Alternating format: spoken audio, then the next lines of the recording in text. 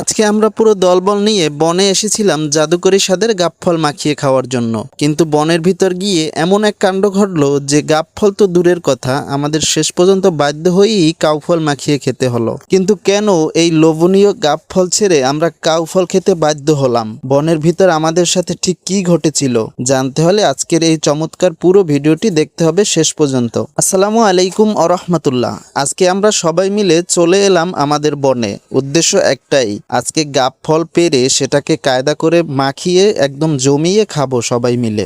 যেই কথা সেই কাজ, শাহাবুদ্দিন ঝটপট করে গাব পেরে ফেললো। কিন্তু গাব পাড়ার পর আমাদের মাথায় হাত। গাবের ভিতরের যে অংশ বা আটি আমরা খাওয়ার জন্য এত কষ্ট করে আসলাম, সেটা একদম শক্ত হয়ে গিয়েছে। আমরা সিদ্ধান্ত নিলাম এই বনে যেহেতু হলো না, পাশের বড় বাগানটায় যাব। সেখানে গিয়ে গাব খুঁজতে খুঁজতে দেখলাম আরে এখানের গাবের অবস্থাও তো একই দশা, সব শক্ত কাঠ হয়ে গিয়েছে।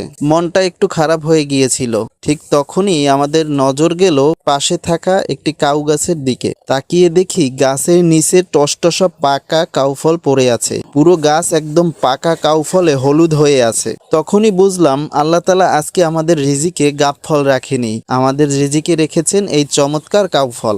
আর দেরি না করে পাকা কাউ পড়ার মিশন শুরু হয়ে গেল। আমরা শাহাবুদ্দিনকে একদম গাছের মগডালে উঠিয়ে দিলাম। ও গাছে উঠে বেছে বেছে পাকা টইটুম্বর কাউফলগুলো নিচে ফেলছিল, আর আমরা নিচে সবাই মিলে আনন্দের সাথে সেই ফলগুলো টোকাচ্ছিলাম। মাশাআল্লাহ, দেখতে দেখতে অনেকগুলো একদম পাকা এবং ফ্রেশ কাউ আমরা একত্রিত করে ফেললাম। কাউ তো জোগাড় হলো, এবার বানানোর পালা। আমরা সবগুলো কাউ নিয়ে চলে এলাম আমাদের সেই চিরচেনা বিলের পাশের আসনে। এর আগেও কিন্তু আপনারা এই পেজে কাউ ফল মাখানোর ভিডিও দেখেছেন।